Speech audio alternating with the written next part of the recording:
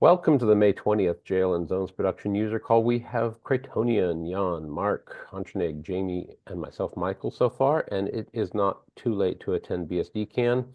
I believe the free social event cutoff was maybe today, possibly Friday. Go ahead and take a peek at that. I'd love to see you there. It looks like, Jan, thank you, there has been some progress on mitigating the jail escapes you reported. And if I'm not mistaken, no other than the illustrious Mark Johnston is working on this review. Let's load that sucker and take a look. May 15th, authored by Mark J.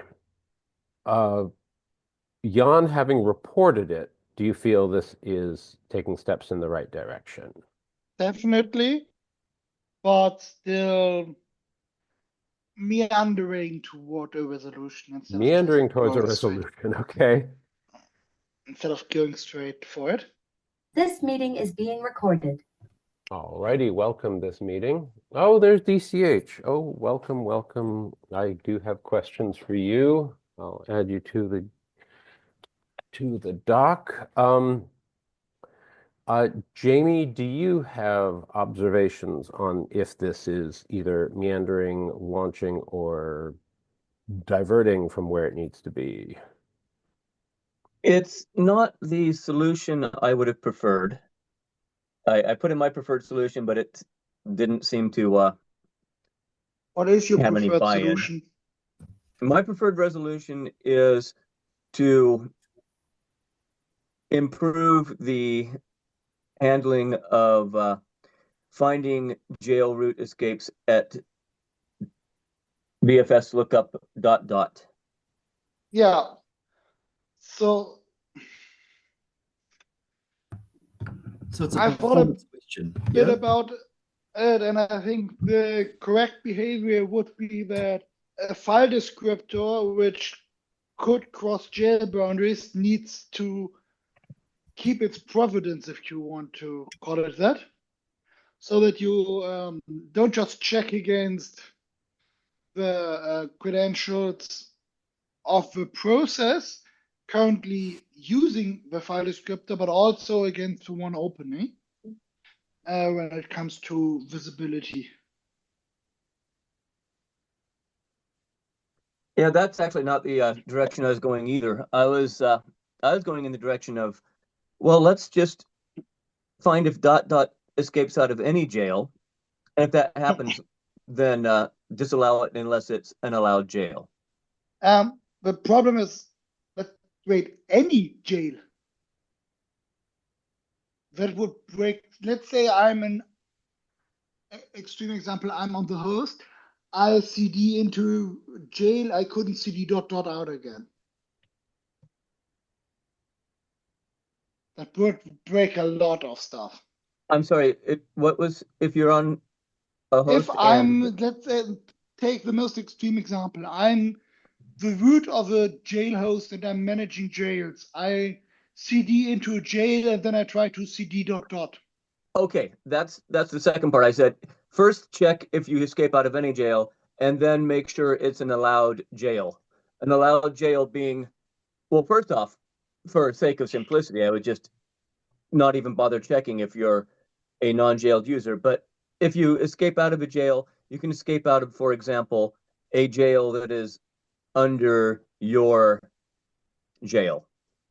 Though noted from comments in that PR was it has to be under your jail in a path sense, not just in a jail ownership sense, because it is possible to create different jails. Jan, please let him finish. It is possible to create different jails where one is a sub-jail of another, but its path is not in a subdirectory of that. And so you still wouldn't want to be able to escape from that.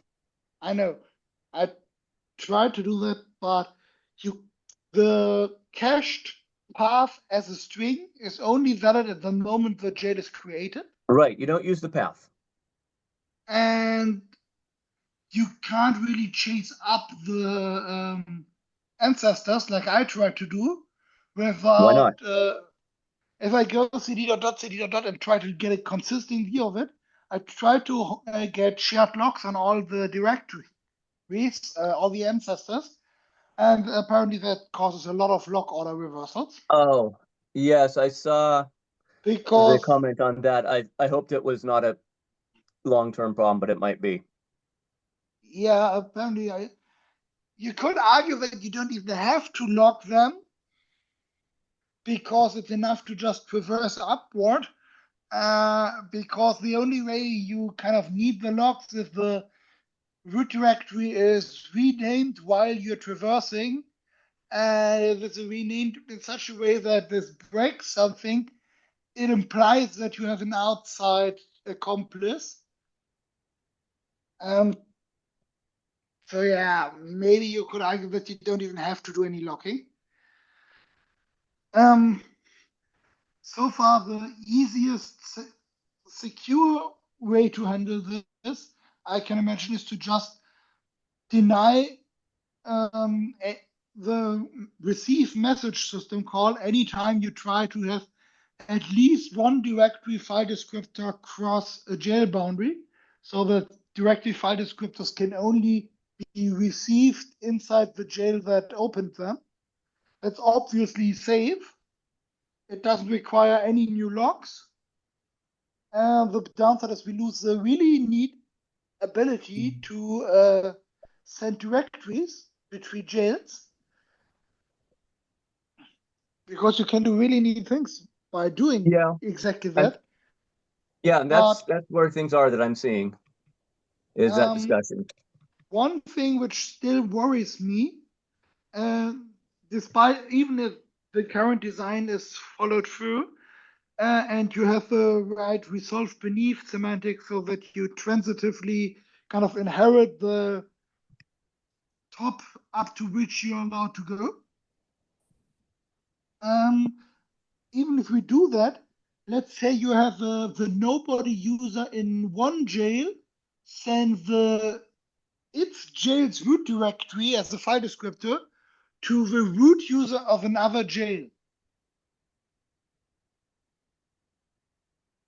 Yeah. If that happens, the receiving process gets to apply its privileges granted to it within its jail to anything discoverable via the received file descriptor. So nobody in one jail can give root in another jail full access to its sending jail. Yeah, that's true. That means you do need to either only have root talking to root on other jails, or you allow basically at least escape to jailed root. You allow you allow jail from one root to take over the other jail. And if you want to have the receiving jail be something like, I don't know, run in an image magic on this spool deer, where you want to isolate some high attack surface code in a helper jail, you don't want that jail's root to take over the service you wanted to protect from the dangerous code. So yeah, it kind of limits the safety. And given that you can't really use rootless jails because none of the RC scripts will work if you disable the super user in a jail. So the kernel feature exists to disable the super user, but it is kind of unusable because you can't use SU and a bunch of other commands which rely on set EUID or EGID, even if it's just to run something. So yeah, that's a bit annoying. It sounds like there's still a lot of work to do. Yeah, well, that's why I said I think it has to be matched against both credentials. Both the ones of the current thread doing the system call relative to the directory file descriptor, and another one to the other credential is the one of the process which opened the file descriptor. So that cache credential in the in the file descriptors credentials have. So the kernel caches the credentials which were used to open a file descriptor, a file description. I would have to look that up again, but only if both of those allowed.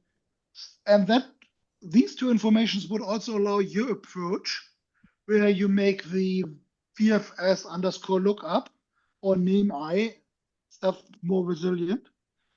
And I haven't looked up the caching problems, which Olivia brought up, that potentially there could be a problem that the cache key is not enough, doesn't cover enough fields to make the cache safe to use. So that the cache could consider things equal, which must not be treated as the same. The name cache here, which would make it even messier.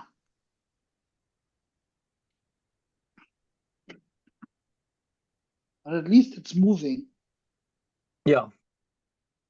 Does anyone else have insights on this? Mr. Security Entrenig or Dave, Uncle? I will agree with that. At least it's moving, and we may find completely unexpected additional factors in this, but we will not find anything without having the conversation. So I'm so glad you've each been pushing this along in various ways. And it's obviously on the radar of Mark and Kib and you name it. So perhaps that will get attention at the Dev Summit in Ottawa. Anything else related to these escapes, the review, and the PRs that led to it? Cool. Dave, you got a moment? I've been reading about I do. you seeking a presenter for your jail tutorial or something. Do tell. Yeah, so because I'm on core, I kind of want to go to the Dev Summit. And what happens is every year I don't go to the Dev Summit because I'm doing the tutorial. And it would be great if someone else wants to do that. EuroBSDcon, I heard, is considering adding another day. So, Okay. Oh, wow. Okay. yeah, another day for like Dev Summity things. So that might be okay. But I expect I'll have some foundation stuff in the way of that anyway. Yeah, I got mail yesterday about perhaps a BeehiveCon or similar, so that would also hint of an additional day, but that would also mean, do I split myself in half and try to attend both at the same time? Show of grunts and nods.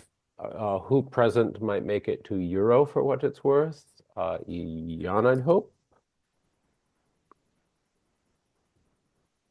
Matt Stucci said he might be able to. He might do it.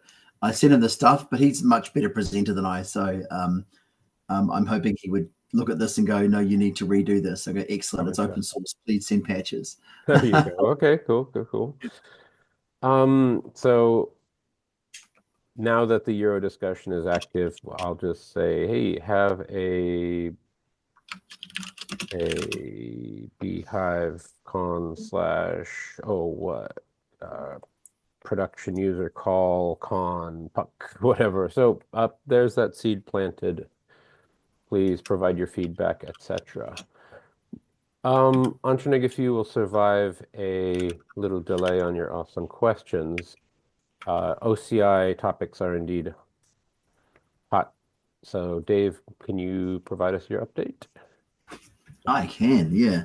Ooh. I'm going to show instead of tell here. So let just me move this customer stuff off screen. Please do. Unless it's good tutorial material we can use. Yeah, so this is actually kind of interesting. So are you going to share?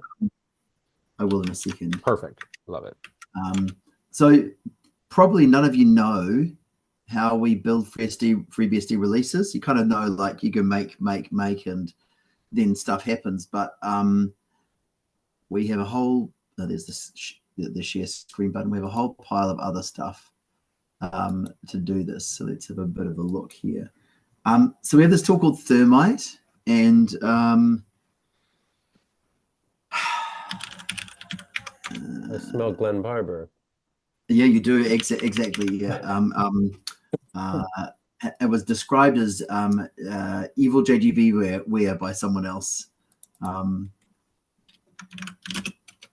So basically, I think we're planning to make this public. It just requires some documentation and cleanup. It's not very exciting, really. It's just, well, the goal of Thermite is to build all the flavors of FreeBSD you need, and you need to have that.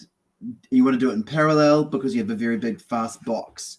And so all the releases they're not built on native hardware. They're cross-built from AMD 64 because basically that's faster than building it, say, on a Pine 64 or a Raspberry Pi. And basically with Thermite, what happens is you have a config file, and we'll do it in VI so we can make it nice and big. And most of this will be pretty obvious. Clearly, we include some main conf. We have some email overrides. In my case, I want to do the build, but I want to use my existing source and ports trees. I don't want to build all the things like disk1.dvd.iso that takes like 6 gigs and then spends 5 hours compressing stuff. So I've unspecified all of those, but I do want our OCI images. And then there's a bunch of stuff down here that says I'm building 15 current, and the branch is called main. This is where my documentation Git repo is. This is where my source and ports repos are. And for releases, currently we're building off the quarterly branch, which is something we can discuss another day. And but I was interested in adding was this OCI images. So our OCI images come in 2 halves. We have an AIM64 one, and we have an ARM64 one, and we want to merge them together into one piece. So that's what this sort of scripting does. Once we have the merged image, we then do a checksum. The release engineer, which will be Colin for this run, will sign it. And then we publish them for forever, and then people can load them up into their registries. So Thermite is basically a very, very complicated set of shell scripts that do things like cheroots and ZFS clones of repos, then Git checkouts, and it's all designed so that it all runs in isolation. And on my computer here, if I'm only building OCI packages, it takes 232 minutes, whatever that is, in human terms, not very quick. But yeah, not much else to it. So at the end of that, I just modify this one here with the overrides that I want. It's not super well documented. Like, where did these numbers come from? They came from reading the source code of FreeBSD's release tooling and copying them in. And it looks like this. So if we go back up to the top, you can see I started this around 1 p.m. 1 p.m. today, and it finished now. There was 1 p.m. UTC, so it finished 5 hours later. 5 hours later, maybe not quite 5 hours later, but anyway, it just does a big loop over each of the projects, and you can see here it's snapshotting the source trees after having cloned them, ports and docs, and off it goes, run some loops, run some loops, run some loops. And then finally down the bottom, we get to the interesting bit for us, which is the OCI stuff. So to build an OCI image, first you build FreeBSD, which means you built, I don't know, 3 copies of LLVM to start with, and then you get to build FreeBSD world. Once you've built that, you can build FreeBSD ports, and you can also build the package base things, because we use package base to build our OCI containers, not normal normal base TXE here. And eventually it ends at the bottom and comes out. Here we go with my one line, merging the OCI snapshots, and it sends me a little message to say it's done, because I'm not waiting around for it all day. If we go and have a look in, railing OCI images, there we go. We've got these things here. Look at that, 1655. So it did in fact take 4 hours to build. And these ones are multi-arch images. So if I go Scopio inspect, I can look at the raw file here. Let's look at static because it's nice and small, and it produces a little bit of JSON vomit. And what we can see here is that this is made up of 2 blobs, and each blob here is from a different architecture. So it's one image that we upload to the registry, but that means you can go do as podman image, podman run itrm. I can run it directly from the archive. Let's try that.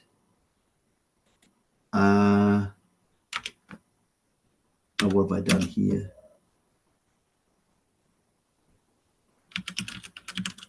I think I have to do that. Oh, this is static. So static is so small, there's nothing to run. That's why it's failing. Let's take runtime. And here I've got a shell. Very exciting. But that's how the images are baked. And after that, we push them up to the registry, which I think I showed last time, but we can look at it again just in case I didn't. So if we go GitHub, FreeBSD, click on packages, you will see that there's ones here. And if I look on this one, I updated 15 snap just a few days ago. FreeBSD 14.3 beta 3 is up there. Pretty good. And 97 people are downloading it, even though they haven't told anyone about it. It's pretty good going. And we can see here that it has 2 architectures. Depending on how the other builds go, we might add RISC-V and i386 to it. But I'm kind of against that, because at the end of the day, how many people are going to be using that? And it's a lot of wasted space and CPU just for the 2 people that are going to use it. I might change my opinion if someone throws a RISC-V at me. And we can see here the same thing on Docker Hub. We've got these images. But the goal I wanted for this was for the releases is that we, where do we put these now?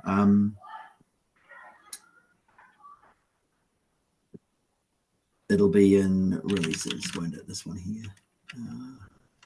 OCI images. So let's have a look at beta 3.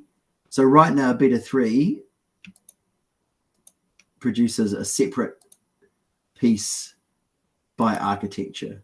And you have to import the one you want manually. And what I want is a single OCI thing that you can just type in Docker, what is it? No, so podman pull, whatever. And it will always do the right thing, figure out the right architecture. Yeah, and so I made this neat little script called podmanic. Podmanic for the moment, maybe someone will change it. And it's a great example of why having Lua and base is really good. I started off doing this with make files, and I went down a little rabbit hole of using sed instead of manipulating JSON.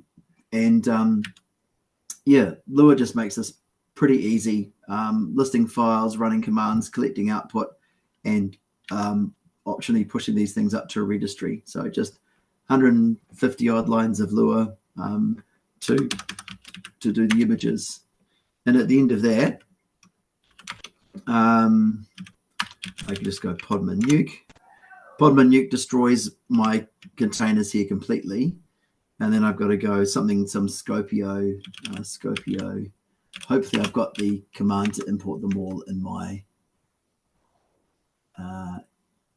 where is this going to put them? Docker base name. Yeah, this is going to push them into my local registry, this little loop here. So let's let that run. And here it's copying in my local registry. And now these are available for all my cloud servers to use. And it doesn't matter which architecture. But that's basically it for today. Documentation's been trucking along reasonably well. And I think there's one problem that I haven't figured out. And that is that, actually, it's probably appropriate for this call. I'll leave it to later. But ZFS Jail doesn't appear to work. And I don't know why. So we can look at that later. We have questions from Jan and Antranig. I do. Let me just. So my question is there any documentation how to get more complete FreeBSD user lands as OCI containers? Because the ones provided are very much stripped down. Yeah. So basically, how do I go from a 3.5 gigabyte complete user land down to something in the, let's say, 120 or so megabyte range, which is still a fairly usable user land, which can work as a normal jail? Let me go here. Where's I wrote some of this up last week. This is the wrong Ansible. Which one do we want? Yeah. So this thing is this is something I did last week with a customer. There's a playbook that sets up a server, deploys all the usual FreeBSD things, and then finally at the end builds a complete jail, sort of podman base jail ready for our system. And where are their files, containers, base.conf. Oops, let's try with VI. It's not supposed to be empty.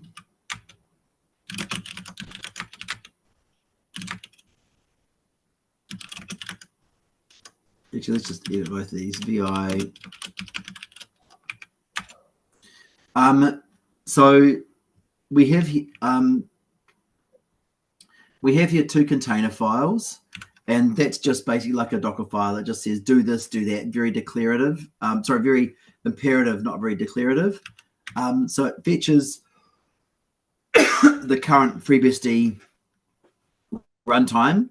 And so the point of using the runtime package is it has just enough to be able to bootstrap package itself. And then we just install package-based things we need. You could add other things here if you wanted more package-based things could go here, you know, FreeBSD to whatever, I don't know, whatever else we have, just go here. And then we upgrade the packages, we clean up, and at the end of this, I tag this container here. It's weird that there's not another line up here. Do I have this in another window and I haven't saved it? Give me a second to find it. I kind of got too many windows open today. It's not there in the Tmux. It's not on window. Oh, it might be on window 2. Holy cow. If it's anywhere, it'll be here.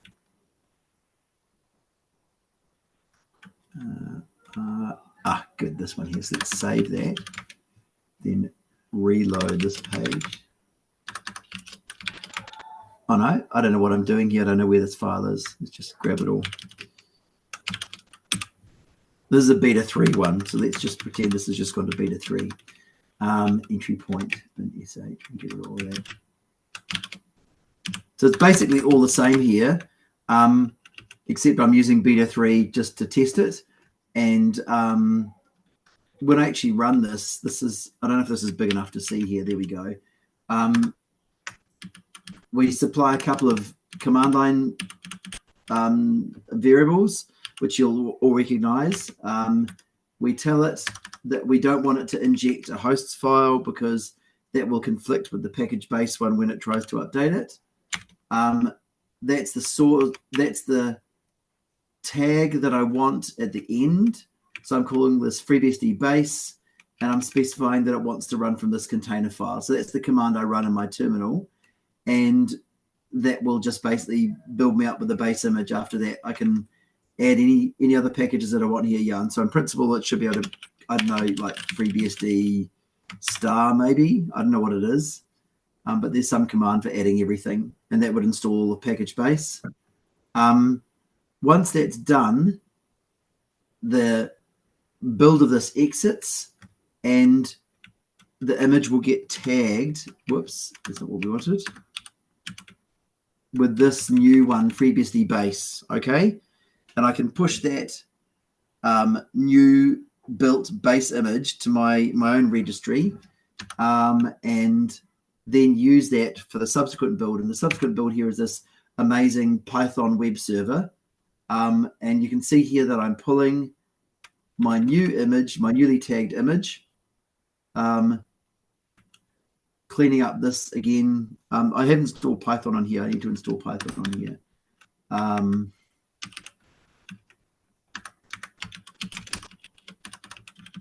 What would we want here? Whatever Python is.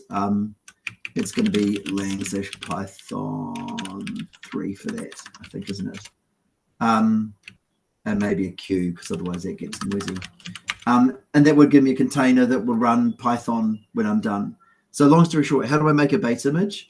I start off with this, and I install the bits I want. I'm working on another approach, which is a little different, which is showing how to do it from a scratch container, an empty container, and showing just how you bootstrap package base. You need like, I've got this unfortunately on my laptop. Package base, what do we need for it?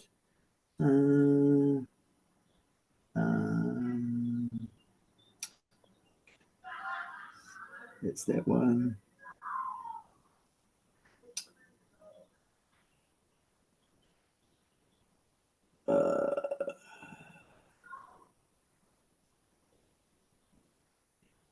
Yeah, you can sort of run package from outside, and then you can sort of bootstrap package into that, and you need about 3 files for it to do it.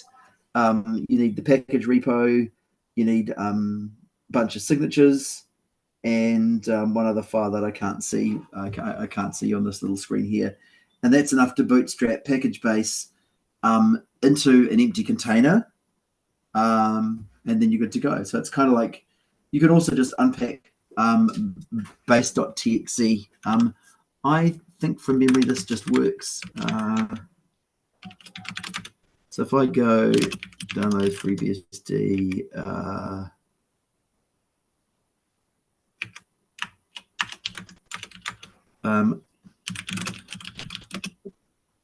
import.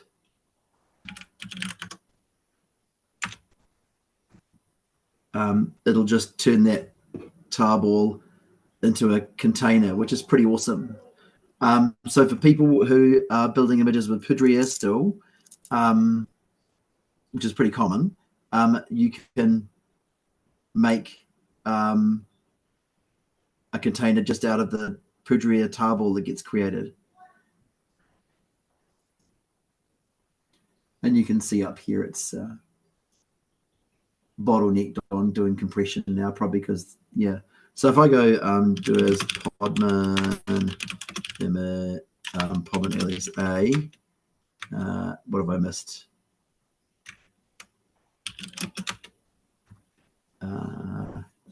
This is this image here. And the reason it says 35 hours ago is because it's getting off the timestamp of the file that I downloaded.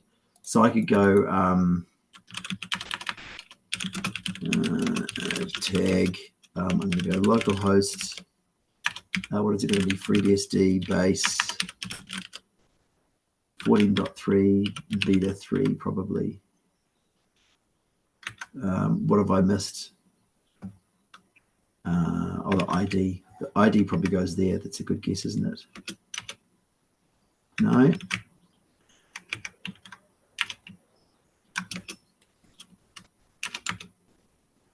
No, third go. Okay. So now if we go and have a look, we've got a new one made from that. So making images is super quick. I think that probably answers your question, Jan. And Antranig, in parallel, you had a question just yesterday about package base not being as jail friendly as you might hope it would be. Yeah. What can you tell us about that? And Dave might have some answers. Oh, right. Not my question for today, but yeah, sure. My point was that historically, if I want to run FreeBSD, there's a tarball. I extract it. I have FreeBSD in a path that can be a root or a jail. If I want to do it package basis style, in an ideal world, I would expect that too. But I think we wouldn't have that until FreeBSD 15 release or maybe even 16 release, where the tarball itself is package based, right?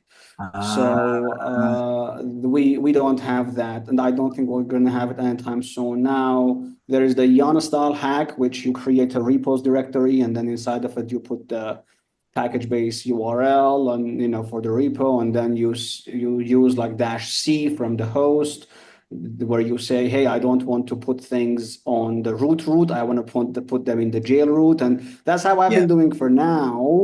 I'm absolutely disappointed in it. Like, I thought that the package folks, and there's a lot of weird bugs. Like if the SSL directory is not found in the jail, or in this case, the destination directory is gonna shit itself. I'm like, okay, first of all, I'm gonna need to do mkdir jailroot /etc/SSL, copying in there some files. Like this is how do I tell this? This is not something that I can show to a client and be happy about it. I can't tell them that this is production grade ready. You know, that's what I want to say. Now, from a developer perspective, it's nice. You know, like you can do make package in the source, and you get the packages. That's lovely. But it's not from an operator perspective. It's still very much lacking behind, and I don't know what the solution is. And there were other things as well. One of them was I love that we have PKG audit, and now it shows the package-based vulnerabilities. Thank you for the team, whoever is maintaining the VU-XML list. But the other one that's still lacking is we used to have FreeBSD update-IDS, which would tell you which files are different, which in a high security environment, sure, it's not an actual IDS, but it's very useful. Okay, we modified the password file, right? I think that feature is still not available on package-based, but that's a whole, like that's like 1% of customers you would show package-based to, right? But for the 99%, we're still stuck with regular non-package-based FreeBSD because package-based is not actually 100% ready yet.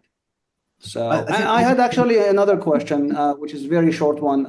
Dave, which container registry are you using?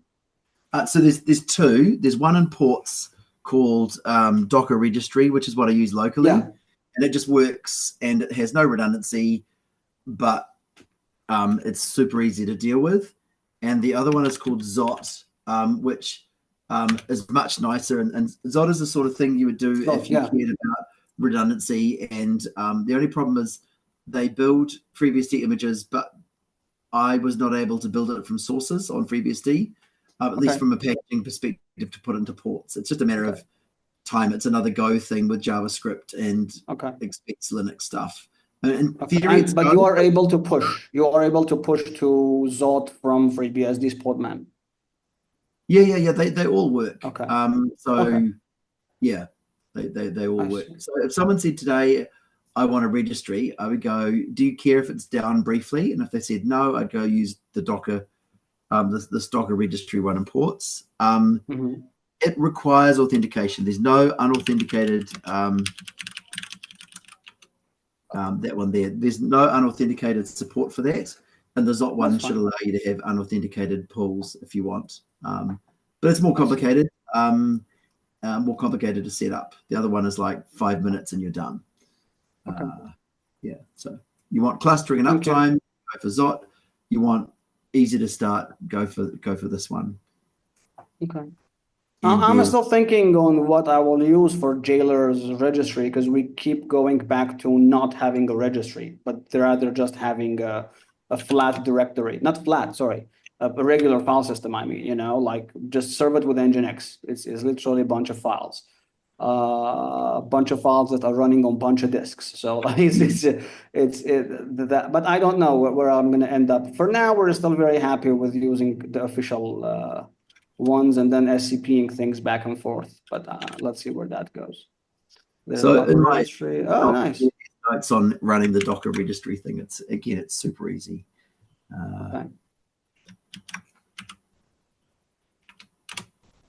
Yeah, what else was there up here? Another question. Links for Thermite, not yet. It's a repo on freefall at SSH2. That's all. Yeah. Anyway, that's where we're at. You said it uses H2. What is that? Or SSH. You got to SSH. Oh, I misheard. Okay, Cool. My bad English as usual. Yeah. Stop. I know, bad connection from far away. Well, cool. Thank you for that update. That's awesome. Any other questions for Dave? And Antranig, was your written question adequately answered about what registry are you using? Yes, thank you. Yeah, that's very useful. Yeah. That's container registry dot skunk next skunkworks.net. Got it. Yeah, .8. That's my PC. Yeah. Cool. Dave, yeah, heck, you've got the floor. You need some SR-IOV help. What's going on? Oh, yeah, where's my other computer? So basically, just FYI, I don't know if I read the news correctly, but they're bringing SR-IOV to GPUs, including Intel's new GPUs. I don't know. I mean, from a FreeBSD perspective, it's going to be very interesting to divide a single GPU to multiple GPUs and then pass them to Linux VMs for CUDA and stuff. Of course. So define they when you say they're working on that. Yeah. So they, yeah. Yeah, the problem FreeBSD or they Intel? Okay, sorry to change. They Intel. Oh, okay, fine. Yes. Yes, Dave. Yeah, so the problem I wanted to solve was you have a bunch of jails, and what you really like to do is give them a VNet jail with its own actual physical interface, but you haven't got a bazillion cards. And so I hooked up on there's a couple of places, one in the US and one in the UK, where you can get secondhand server parts, and I've got a stash of Chelsea NICs for this. And so with one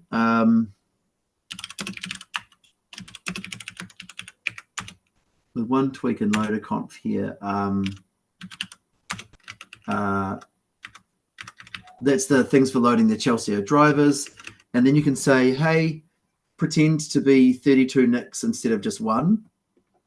So that's the first part of SR-IOV, is the hardware has to support it. You also have to have the motherboard to support it, that certain features in the PCIe. In the CPU as well.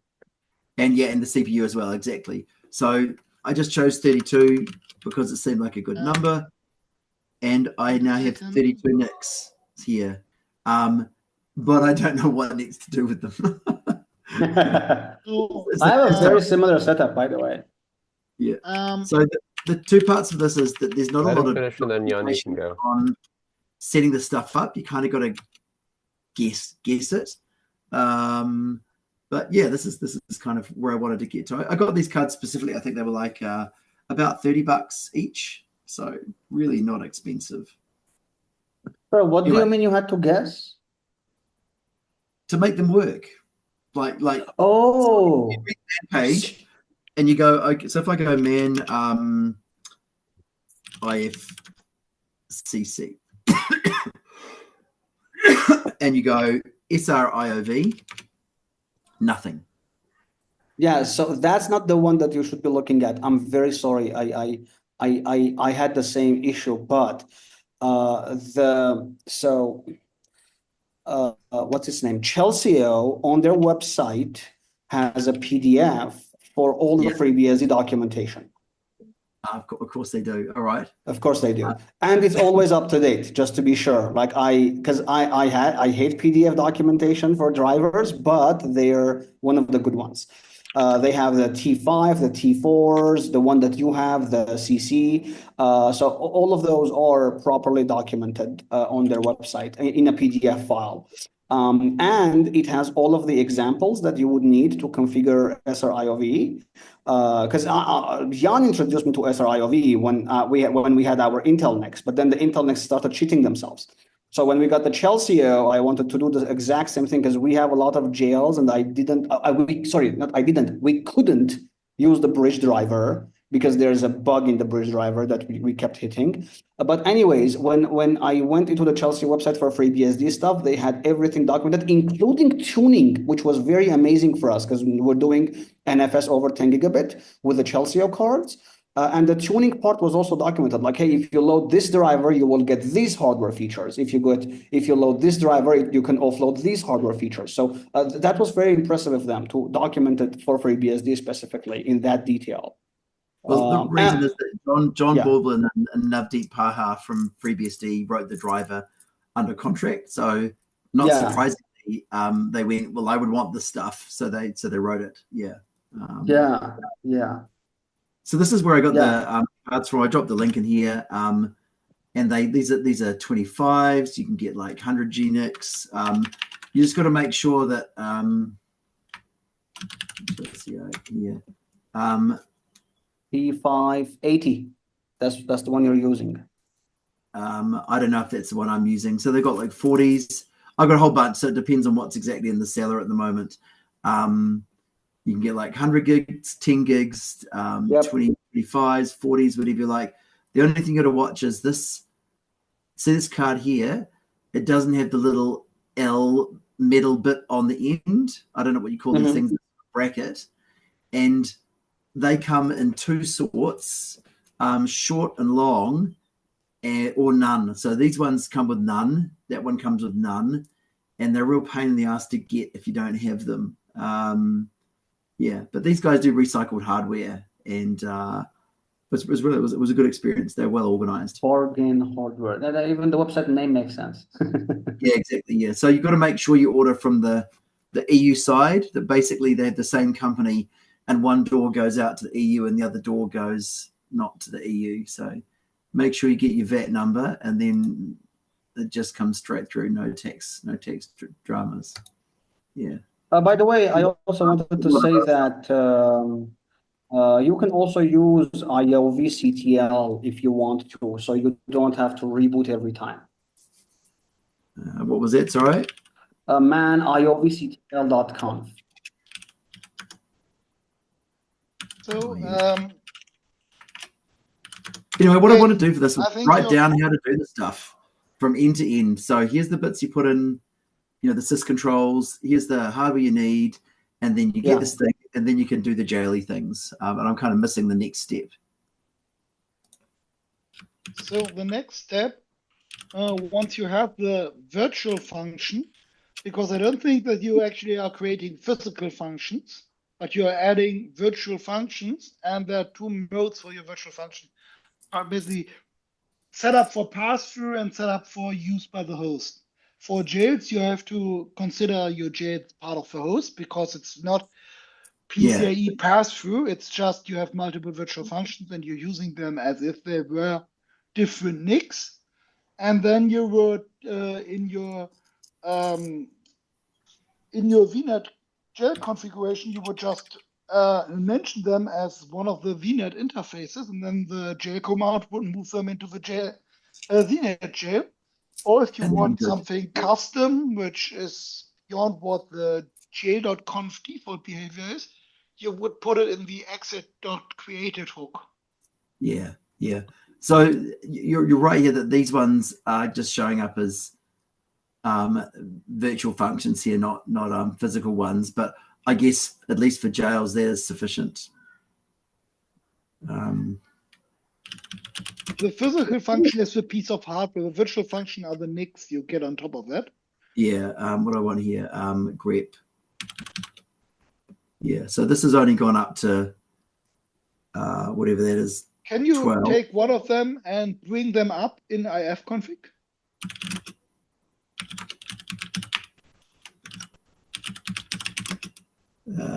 Let's see it. I'm not sure. Oh, yeah.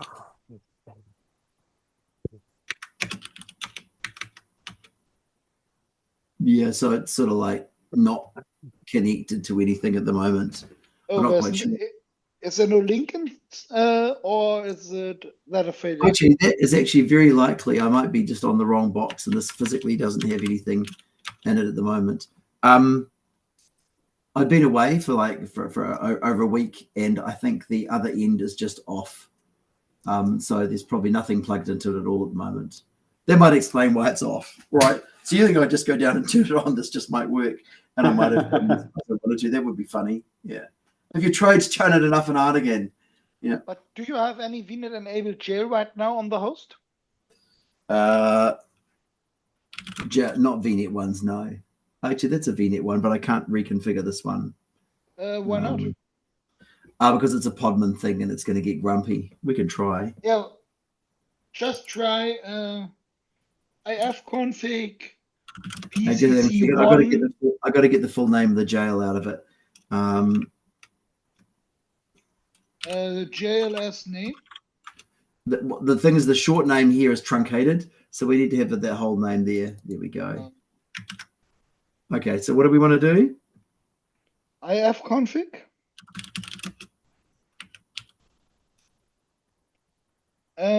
Not dash J. All right. You want to do name of the interface, jail, name of the VNet. interface, VNet, name of the jail. Yep. So run this. I had I missed part of that. Interface ifconfig, name of the interface. Yep. VNet. Then the keyword VNet. Yeah. Name of the jail. The jail name. I think jail ID should work as well. All right. And if you Now go to the jail. JXX. There you go. That's pretty boring. So it's much more boring than I thought, which possibly explains the lack of instructions on it. It's like it's kind of on the ifconfig man page. Yes, it is. Yes. Yeah. And if you're doing the automated way, you can just use vnet.interface equals the interface look for name. VNet. It's not IOV specific at this point. Yeah, that's what I realized in hindsight. Yeah. There's no special case for VNets. It's just in another interface. If you had a crappy Realtek card, RL0 or something, you could just put it through as well. Well, then I'll have to excitedly rush downstairs after this meeting and plug stuff in to make it work. Yeah. One of the problems is that you cannot use IOVCTL to reconfigure one virtual function, for example, to change its locked down MAC address or enable or disable promiscuous behavior without reconfiguring all virtual functions. So for jails, that may actually be more or less workable, that it's just a short traffic interruption for a fraction of a second. But for Beehive, it's a definite no-go because you just can't rip the pass-through device out of the guest and expect them to continue working. Yeah. So anyway, the general idea for this is I've got some 100 gig cards as well that sort of fell off the back of a truck a year ago, and I'm curious to see how many VFs can be made off them, and try and see if I can set up a system where every single jail has its own own interface. Yeah, that's great. If I remember correctly, the limits by the PCIe specs are 63 per physical device. I think it's 128. Jan. It's a maybe. It's a PCIe limitation, then, right? Yeah. Oh, I remember now. I think there was it depends if you're connected to I think it's called like X6 lane or X12 lane. Then it would differ between 63 and 127. Yeah, because I remember on our onboard Intel NIC last year, Jan and I configured 126 interfaces. That was on the motherboard. So Supermicro had that on the 16 lane. Yeah. This is probably a PCIe 16 here as well. So it's curious it comes up to 12 and not, I don't know, 17 or something.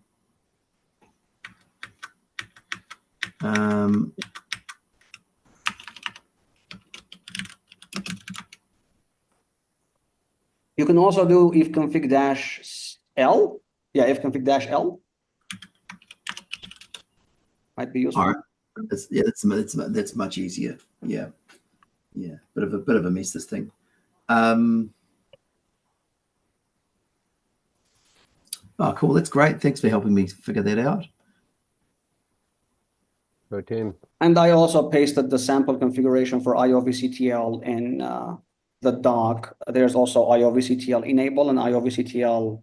I swear to God, I don't remember what the other thing is, but it's a service. I mean, it runs at boot time, so it will work fine as well. Yeah. In the config that I have, the default is pass-through, and the Yeah. number is 8. So 7 of them are going to be PPT. So you can pass it to a Beehive, and one of them, the first one, is going to be false. That's the one I use for jails. Ironically, in my setup, I have the jails in alias mode. So they're not VNet, but they're also not they're not passed to the VNet jail. They are non-VNetted jails, but all of the non-VNetted jails are living on a single interface. This is, I think, I'm interested in trying the pass through thing, but I think in general, I'm quite happy having IPs aliased on the host in jails. I mean, every time someone says I want to use a VNet jail, I'm going, okay, how does that gain you security? It's like you've given toys away to your jail that I would prefer to give them. Yeah.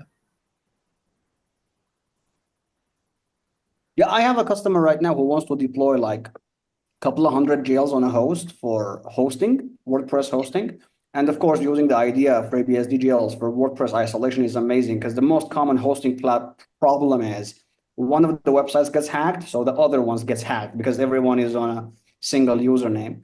I think even cPanel fixed that like 5 years ago, where all of the users are now different Unix users now.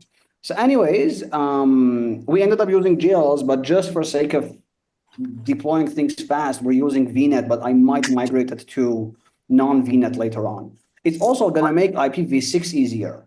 I've also noticed that, like, you don't need to do all of the NDP proxies and all of that, if you don't control your own BGP. Instead, you just put IPv6 on a jail and call it a day. So, maybe Greylog's got it. I think Greylog's got it. So this is what I have in my jails here. Like, this is a 0 tier 1, and each jail has its own IP, and you can't change it from inside the jail. It's perfect. So their only way of accessing the world is through 0 tier, and some other process somewhere else lets you get to the internet. Yeah. Can I see the config file for that? I've got a meeting now, which is a bit annoying. But maybe I'll come back afterwards. Sorry. Bye-bye. Bye-bye. Yeah. Okay, and is that whose syntax is that? Dave's example syntax? Let me. That's mine. That's yours. The example, yeah, it's from our production box. Okay, let me push some buttons here. Okay. Do you see the screen? It's too large, by the way. Too large? Oh, goodness. Okay, well, it's for video, bro. Not everyone has fair a point, massive fair point. I'm sorry. 500-inch display that reaches 2 meters across their desk. Okay, I'm literally on 13 inches, but okay, go on. Going in order, once again, tell us about your fuzzing. Right, so I have an intern. They're with me for a couple of months. They want to do a research project. I happen to work with an organization that scans my country twice a day. IPv4 is that tiny, yes. But that was not an interesting project. So I thought, hey, would you be interested in working on FreeBSD stuff and other security related? He said, yes, absolutely. So I have a fat box. It's not that fat. It's like 64 gigs of RAM, 32 cores, or 16 and 32 with hyperthreading. We're thinking of using that box for fuzzing. The first thing that came to my mind was fuzzing PKG, the package manager. Now that we have version 2, we had a lot more features. A lot more features also equals a lot more bugs. And I'm not talking about just regular bugs, but also possible buffer overflows, etc. So I'm thinking, do we have a list of programs where having bugs in them inside of the FreeBSD base could lead to bad scenarios? Does that make sense? Mark Linneman might have some insights because he's been working on tools to, do things like see if patches still apply and other handy housekeeping. Yeah. Do you feel that's a metadata question of like, well, how do we find how do we answer that question? And do we answer it mechanically? Well, I mean, one of the ways that I can do is like going to SBAN or user SBAN and seeing what do we have there. And obviously PKG came to my mind because if PKG goes wrong on the internet, it's always running like root, so it could be a bad scenario. We do also have a lot of programs which are capsicummed. That also might be an interesting idea to see if there are capsicum bugs. I don't know. I have to think about this. Yes, Jan.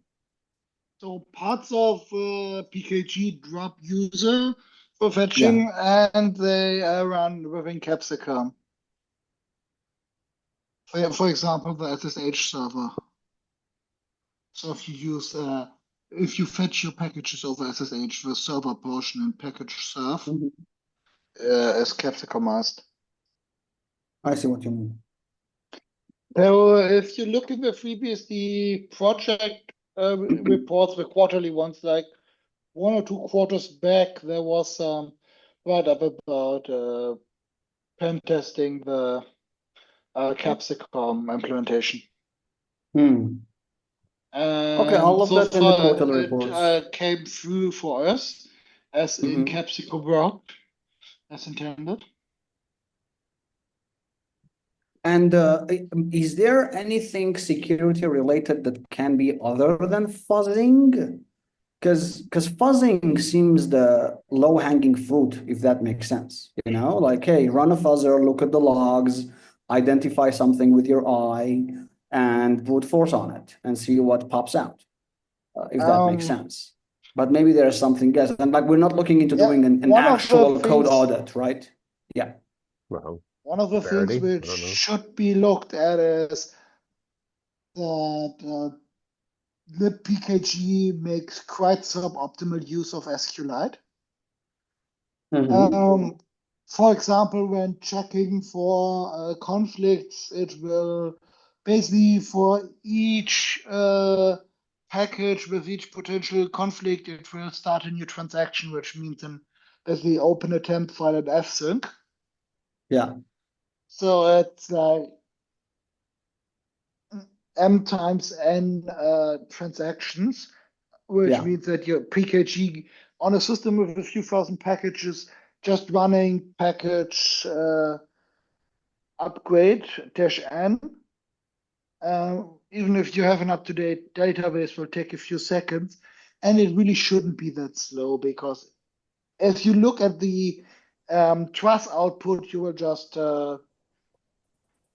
think you're going crazy when it does the same sequence of system calls thousands of times for no good reason other than it starts a new implied transaction for each request instead of having a single begin at the wrapped around it, and then because it's a read-only transaction, a rollback or a commit, it doesn't matter at the end. That should solve it. That kind of stuff. So it would be nice. Other things with packaging less security or performance would be to make it more CDN friendly, so that we have a different repository format which is more caching friendly. I think that one has been done. I don't know if it's been done, but it is being worked on. Okay. That's what is my last. Baptiste is looking into it, is my last information. But that maybe he's finished. I don't know. Okay. Yeah. I'll have a look, because I'm thinking of what possible resource usage of that machine we can do other than fuzzing. That could also be interesting, because I'll see. A bunch of regression tests would be nice. Yes, but now we're going to the development side. I was more interested on the InfoSec side. Okay, and on the interest. Yeah, so I don't know. Anyway, so if anyone has any ideas, please do let me know. Throw AFL against it and see what happens. That's a good point. That's a good, because like historically also NetBSD, when they had much more resources, they would do fuzzing of their kernel. I haven't done kernel fuzzing ever, so maybe that's also something that we can do with FreeBSD. What you could also mess with is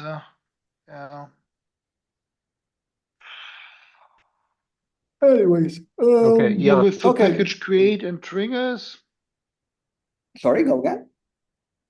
So you could work on, it wouldn't require that much resources, but one of the InfoSec improvements for packages would be to warn people and maybe have a second user prompt if any of the newly added packages or new versions about to be installed installs new triggers.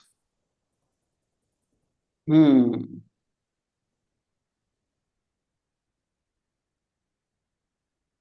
Because that's a it's a neat feature in package that you can have arbitrary shell or Lua code in packages to be run Yeah. on uninstall or install / upgrade. Heck, you can even monitor the modified files by other packages with globs to then run Lua code. Mm-hmm. So that you can subscribe for something like, oh, if something gets added to the X11 fonts directory, we build the fonts cache. So if you install a new font, your font cache gets auto-regenerated. Or if you install a new icon for an application, your whatever X3 desktops, your icon Yeah. cache gets updated. Yeah, I see what you mean. Okay. This kind Okay, of I'll stuff look. can. I'll look into those and come back next week with possible other ideas. So my jail question. So oh, wait, hold on, Antonig. For the go. minutes, Holding. you had a wish list search for the bug system. What criteria did you say? Like the certain Low-hanging severity? fruits for automated security testing for applications. Okay. That's vague, but I'll take it. Okay. I know it's very Whatever big, yeah. bugs And with. Traitonian gave a good idea in chat. For example, running a static analyzer on Dude, I a said piece of Coverity. code. Yeah. Okay, cool. We're all Yeah. suggesting the same. Yeah. So anyway, okay, cool. Anything else on that topic? And is it jail specific? No, but I do have other questions that are jails. Go ahead. Let her rip. So I've been doing networking in two different ways for now. One of them is WireGuard with BGP.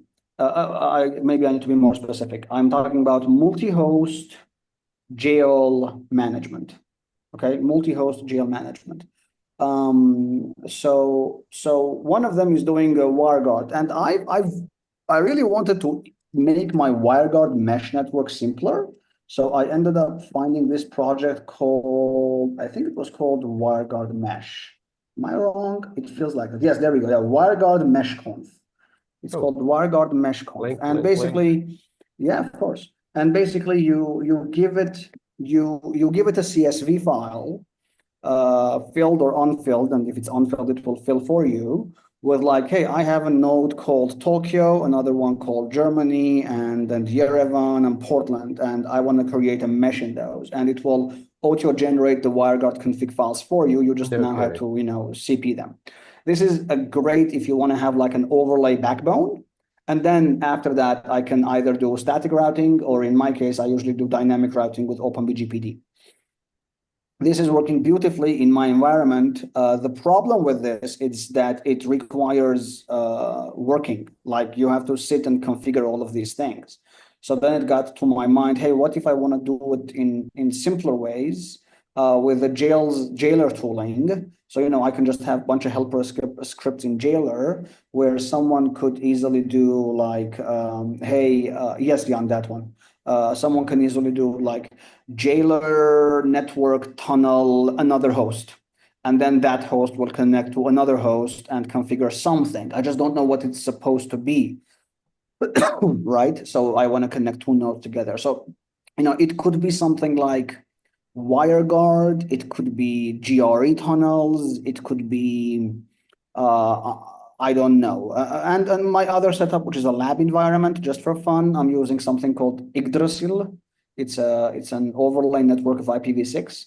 It's a very fascinating thing, but maybe out of the topic for today. But anyway, I was able to make Yggdrasil work with jails as well. So that's so nice. it's not the Linux distribution from like 93. No. Okay. Yggdrasil. Yeah, that's Now, Yggdrasil is a cool idea. Basically, they implemented the idea of having your IPv6 with you at all times. So they created an overlay network based on a public key cryptography. And do you have a link for that? Not to, for those who might Yes, I do. still remember early 90s distress. Yeah.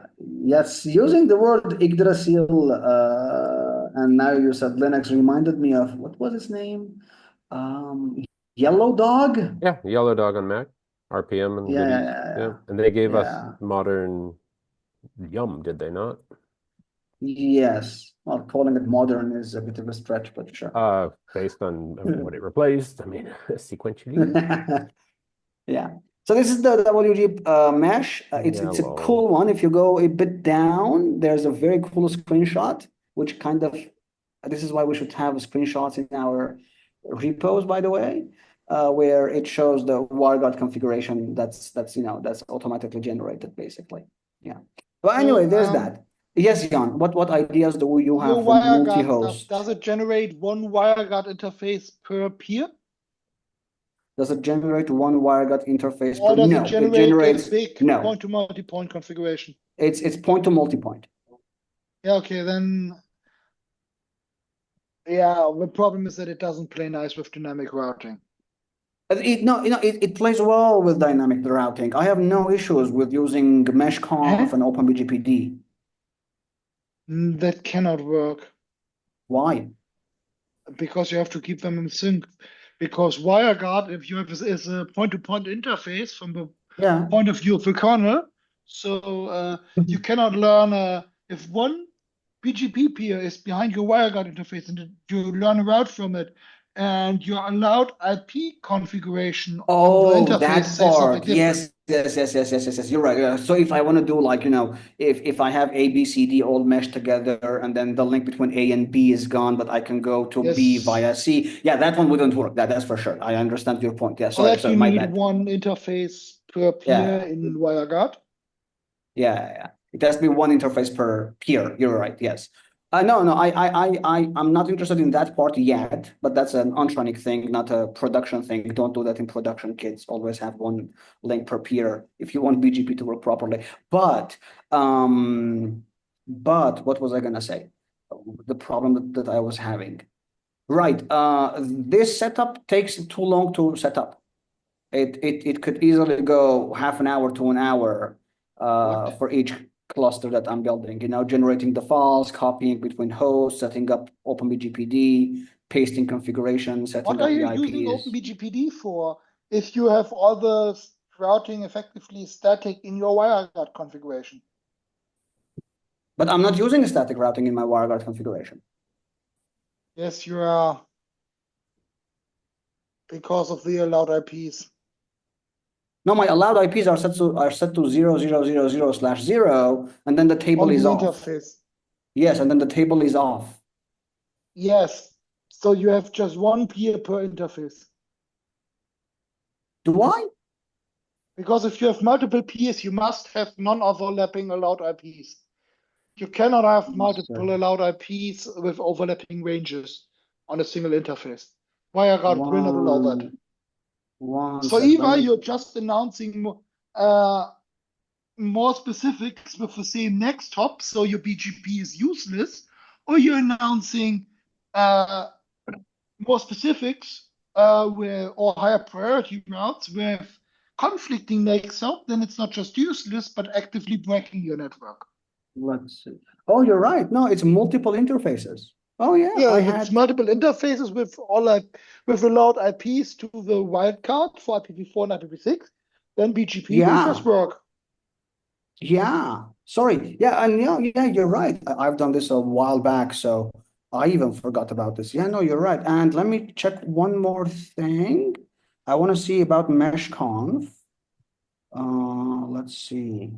All right, because what I'm doing is it generates, let's say, the config for A, which is peered to B, C, and D, but I'm just copy pasting multiple times. So, one for A to B, one for A to C, one for A to D. Yeah, I'm just using it to generate the config, not actually copying them. Okay, now this makes a lot more sense. Sorry, apologies. So yeah, I do have multiple ones. I do have multiple interfaces per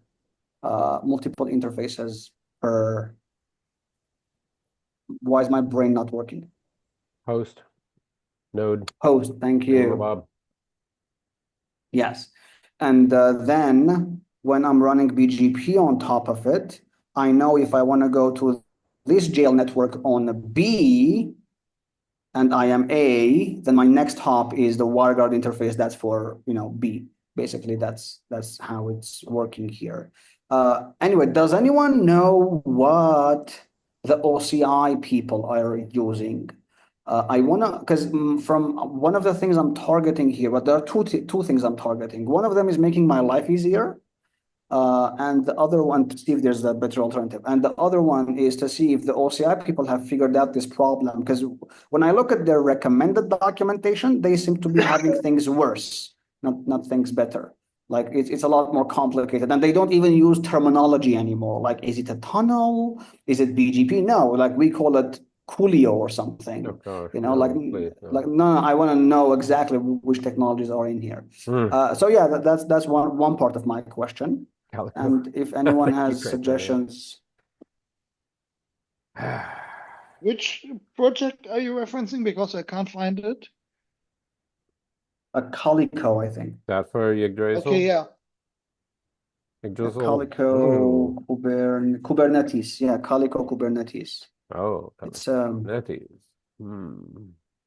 eBPO. They use eBPF, really? If I remember correctly, it's basically using dynamic routing and static stateless access control net to isolate your different containers. So it's eBPF is just, it grew and grew the project scope. But the basic idea that instead of doing port forwarding like Docker does with a NAT router and so on, which doesn't scale because it's stateful and doesn't provide proper isolation unless you add a firewall on top of that and so on.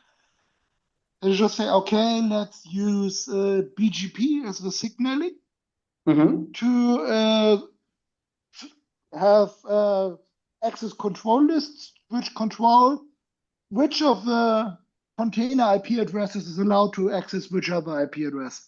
So that you have effectively a stateless firewall where think of it like synchronizing PF tables via OpenBGPD. I see. And this kind of thing is what they're pushing. At least they were a few years ago. And now it grew into this mess with, maybe we can make it more efficient with eBPF instead of normal firewalling for the access control and so on. I see. Okay, so they're basically doing kind of what I'm doing. So what you could do with the setup you're doing is you give each jail its own alias IP address and have the host announce that via some routing protocol, be that BGP or OSPF. I see. The nice thing about it is that if you're using something like Bot, hey, you could even aggregate them potentially so that you keep the number of routes down. Or you give each host, let's say, a /24 for jails. And by default, they announce just that. And then if you migrate a jail over, you announce the /32 as a more specific. I see. And that way you could have IP mobility.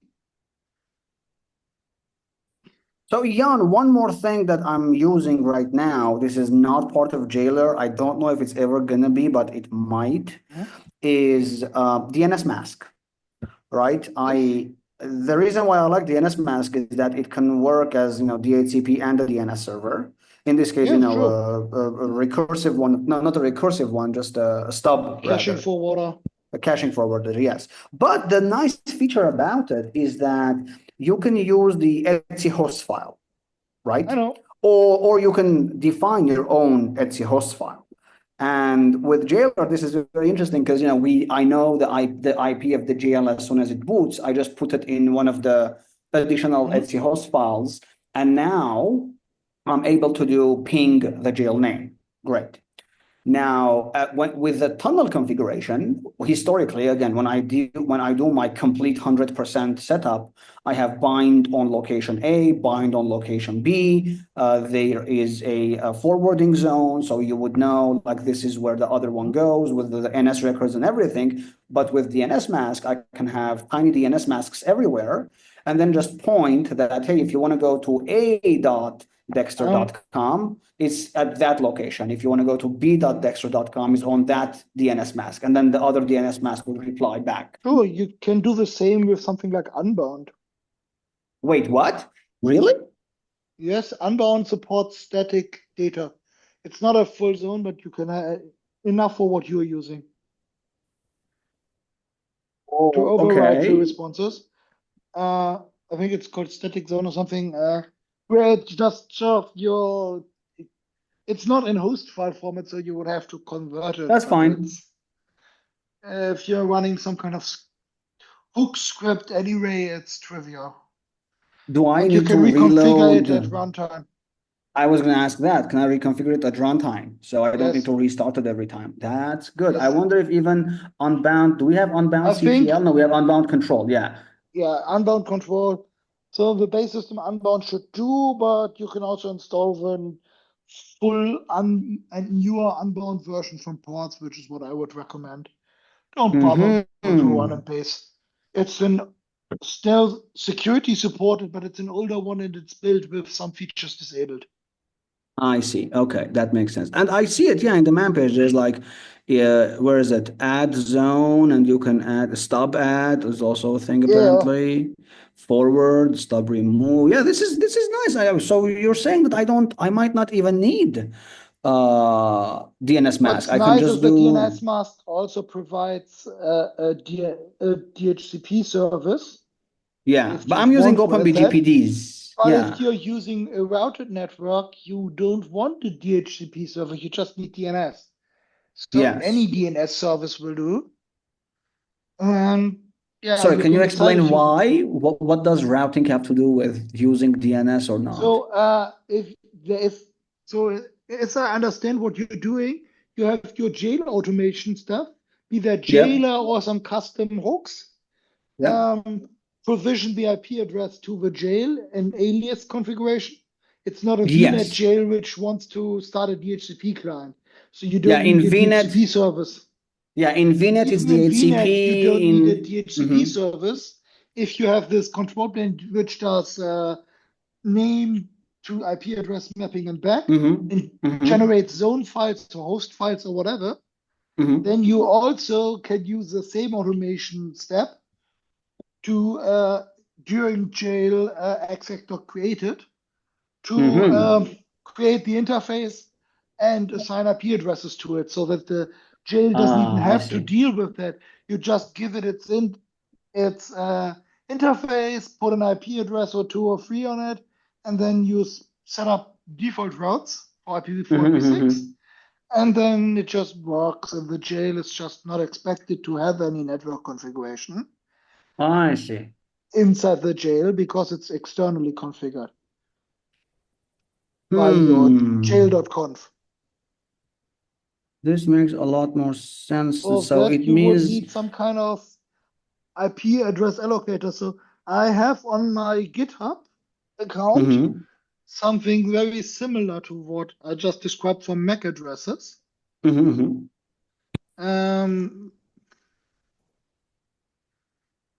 And I'm sorry, Jan, I wanted to ask you, so this means I can remove DNS mask, use the OpenBSD DHCP server that I'm still using, which is already tightly integrated with Jailer. I can use Unbound for the DNS.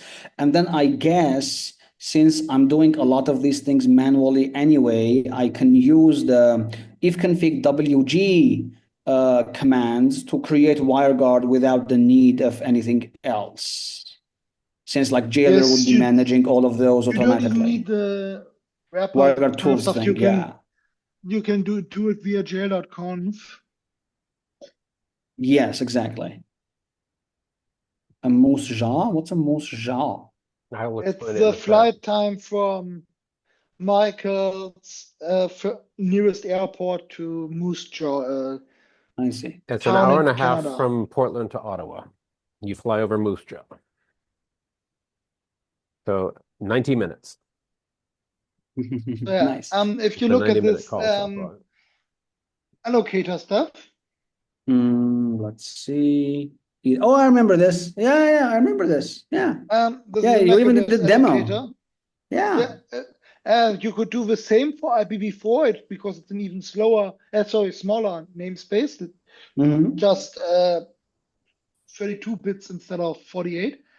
It Mhm. won't work for full IPv6 namespace because it's limited by how many virtual addresses do you have, because I need 1 bit in a byte for each address, because I'm not using any fancy data structure. I'm just relying on the page table to work as my very wide fan out try data structure.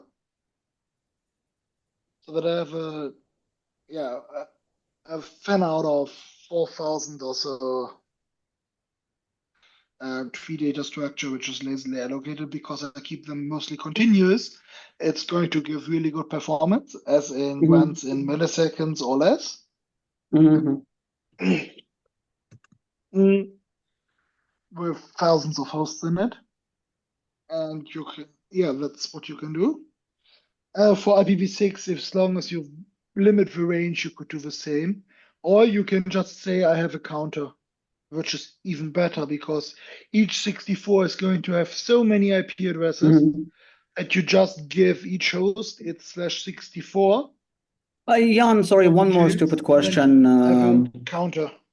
So FreeBSD has RC inside of rc.conf, we have a static ARP. Remember that? Static ARP pairs, Yes. and then you do static ARP. Does etc others replace that? Like because why? etc ethers is for mapping names to MAC addresses and back, and is basically used for all yellow pages stuff. Okay. That's why It's for you can NIS, still use where the you or reverse ARP, basically where you want to have names for MAC addresses. That's what the file is originally for. Yeah. It's not for static MAC addresses, no.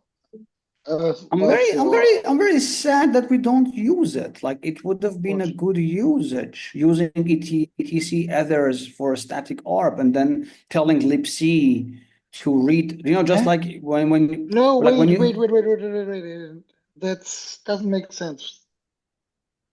At least not as I understand you, because nothing stops you from enumerating through that file, but it is only a mapping from MAC address to name. It doesn't give the not MAC address to IP. interface where you want to have a static proxy ARP or a proxy NDP entry. It doesn't contain all the state. It's only the name to MAC address mapping. Yeah. Okay, makes sense. Okay, I see what you mean. So, I see what you mean. And I even bother with a rudimentary main page. So if you build it, How about a README? That would be nice. Yeah, come on. The guy have a man literally page, has be a happy. man page. Come on, man. Oh, fair enough. Oh, I just realized something. Can you click on the man page, the ethers.1? Yeah. I wonder if they don't GitHub render people, that. they don't render it. How dumb are GitHub people? I mean, sure. Yeah, you'd think Like they might render it. Like, they show images, but they don't render man pages. Come on. How hard could this be? Mandoc exists for that. Yeah, right? I'm pretty sure that there's even a JavaScript implementation that they can use. Jesus. I mean, it would have been nice if it would just render it. You're not wrong. I'll make a node. Make a note. I might add it as a feature in Gitea then. Yeah, you can. Or whatever Gitea got forked to. What are you can people copy using and paste these it into days? this website. I'm going to mute for a sec. Isn't it on bsd.latvia anyway? The Oh no, website that, they don't support full mdoc. Oh, come on. of course they don't. Of course they don't.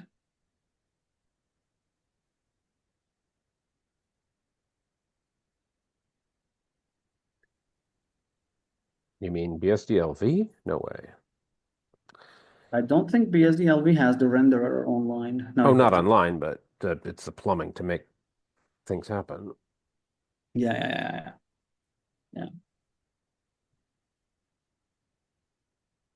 Okay, Jan, thank you a lot for the ideas on the multi-host networking. I think I have pretty good, decent idea of what I want to do. And thank you for the unbound tip. I keep forgetting how So cool here, unbound is.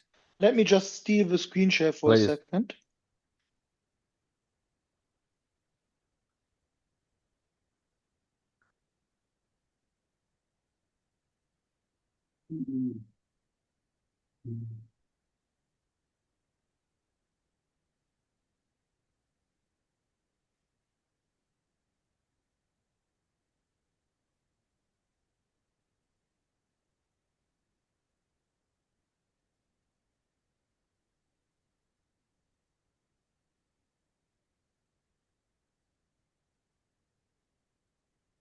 It's funny how you think that people are going to respect your email address and be like, of course, I'm going to add the @ sign, the plus Copy and sign, you know? paste. Yeah. Or click if they are on a modern operating system. Oh, It helps them if they want to. If they just don't care, I don't care either. So they get stuck in my normal mail queue. Yeah. I was Behind honestly expecting 6,000 other the messages. I was honestly expecting the OCI people to have a better solution, but I guess So For manual this is the pages? best that we can get. No, for the networking. Yeah.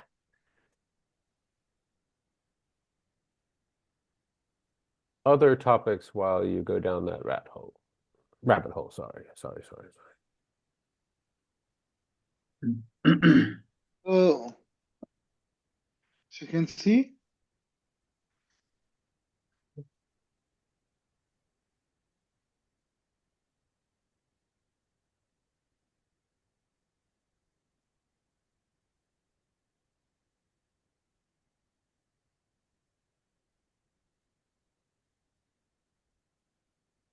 and because it's in the ethers file and we're in FreeBSD,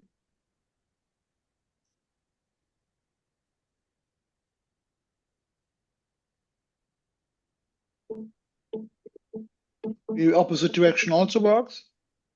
But here, if I now ask something like VM42, it doesn't work, but with the ethers command, and if I just ask for a name which doesn't exist, it will allocate one. And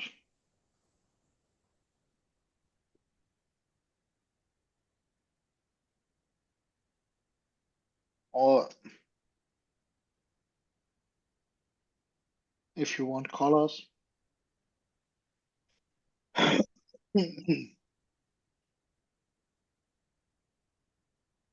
That's it.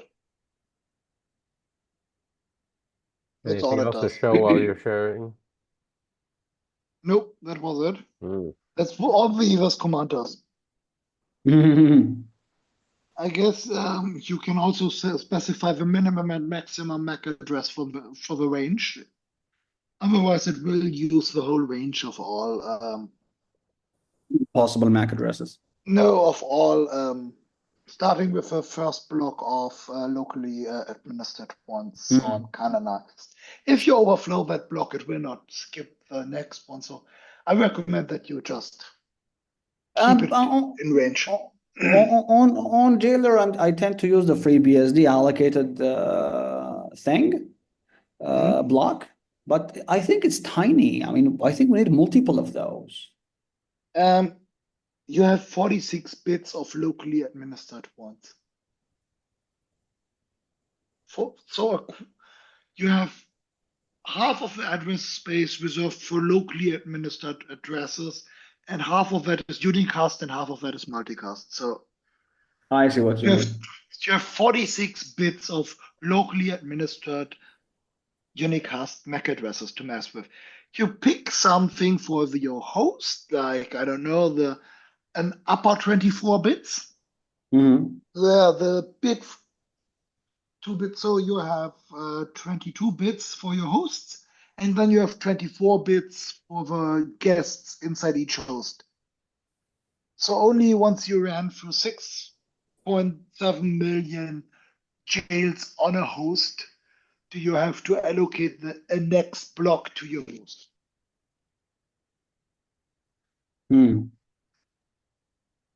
VirtIOFS kernel module. Oh What yeah, he for? should have updates shortly. By Thursday's call. It just picked a random Okay. tab, being Chrome. Okay. So, Thank you all anything very else? much. But Anthony, if you want an even faster interconnect than WireGuard, Mm-hmm. FreeBSD has IPsec VTI interfaces with the IF_IPsec driver. Yeah. And I haven't tried it, but apparently with data channel offloading to the IF_OVPN kernel module, Mm-hmm. OpenVPN performance should be almost as good as EF IPsec. Mm-hmm. And definitely better than WireGuard because you can make use of hardware crypto offloading. Yeah. Because the cipher specified by WireGuard is just not implemented in hardware. Yeah. So yeah, the IF_OVPN is available starting with FreeBSD 14. IPsec can use everything in the kitchen sink, and this is just damn annoying to configure, but once you have a working strong swan configuration, it works. I think you can even use just regular set key, right? Isn't set key part of base? Yes, set key exists, but you still need a key exchange protocol unless you are insane and want to use static encryption keys, which with Okay. modern ciphers is just instant decryption. Because if you're using GCM with reused keys and initialization vector, you don't have to bother encrypting. You Oh, I just see. store the messages and you get the key stream. Yeah. No, I'll stick to WireGuard, and also people know WireGuard, like I don't have to retrain them. As funny as it is, most people are now on OpenVPN more than they were on IPsec from a decade plus OpenVPN ago. or WireGuard? No, I know that most people are on OpenVPN, like Yeah, not on OpenVPN WireGuard. has also its uses because you can run hook scripts. Yep. The problem with OpenVPN is that it's kind of built around the assumption of either point-to-point or star topology. Yeah. So if you use it in point-to-point mode, there is no need for all the complexity. You could just use WireGuard, or if you have figured out a working configuration, you could use IPsec and get better performance. Which has changed now with DCO. It may be interesting again. So both Linux and FreeBSD have data channel offloading starting with OpenVPN 2.6. It doesn't support all the stupid configurations OpenVPN grew over time, so they trimmed down what they accelerate. But if you have a supported configuration, it just transparently enables it. And I think they're working on it. They may even have it in the latest client, a better than TANTAP interface for Windows as well. So yeah, it's interesting again. It was just not worth it for a long time, in my opinion. Because even for something using a TAN interface or TAP interface, OpenVPN was slow and annoying to configure because of all the knobs they included over time. Craytonian, I believe the vote for IPsec was because of hardware offloading, if I'm not mistaken.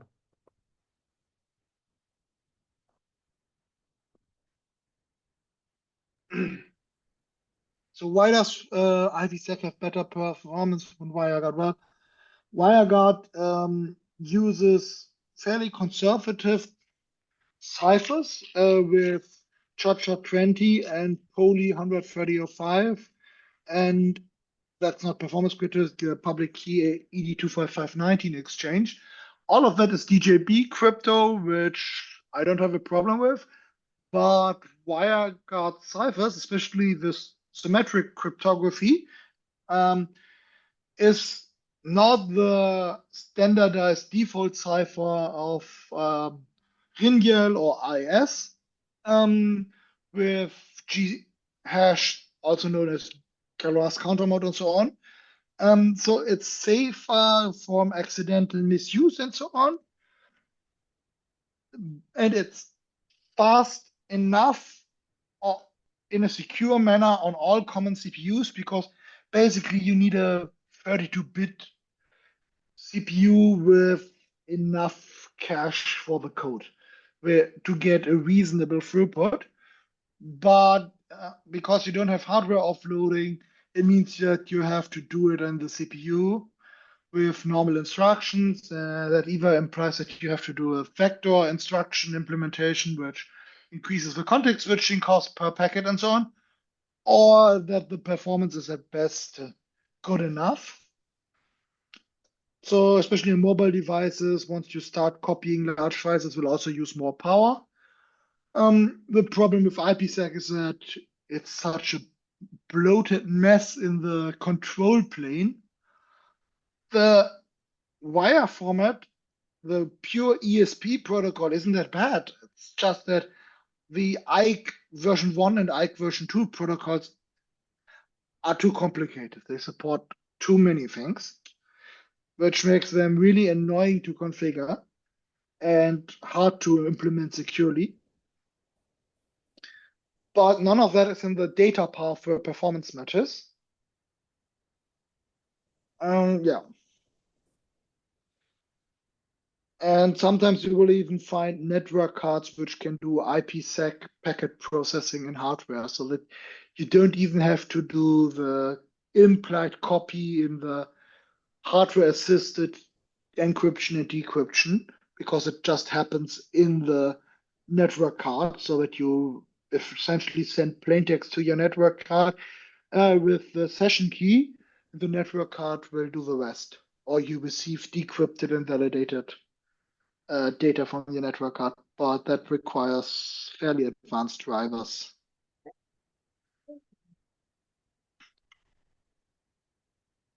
Anything So I else? found that running IPsec tunnels and FreeBSD needed like 7% of one CPU core to saturate a gigabit link with an old Haswell E. So it's just noticeably quicker, leaving CPU cycles available for other things than VPN.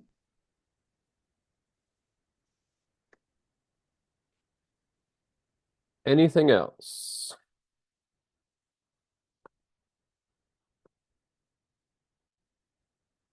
Well, Antranig, you can have the honors.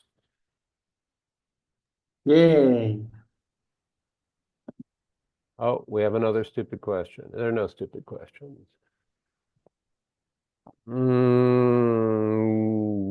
Take a peek at that question and decide if it's worth addressing, if it's on topic.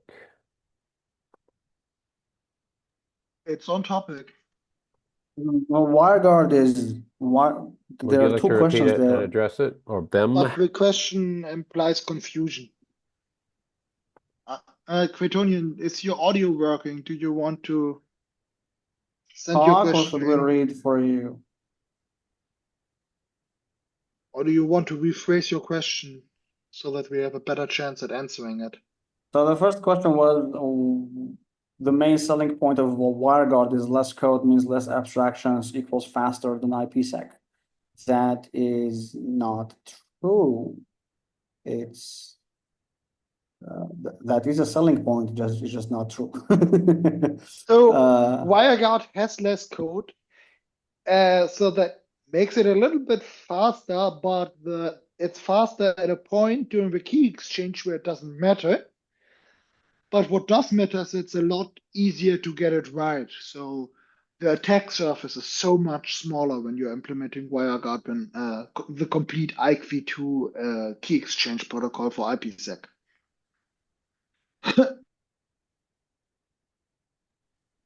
But the transformation you have to do for a packet in an already established session is almost the same.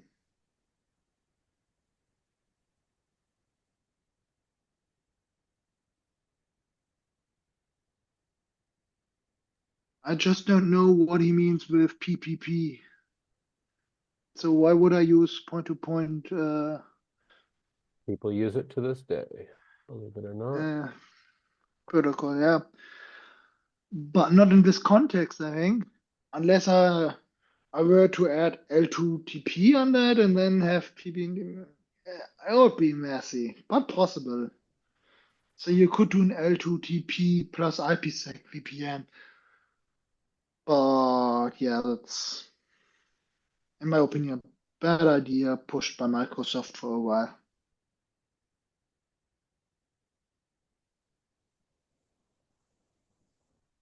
Anything else? We'll reconvene over the next 2 days. It's great to have the gang back. Thank you. Thank you, Jamie, for your patience. Jan and Antonik, it's great to have you both back. We are at 50. Please like and subscribe. Thank you. Have a great one.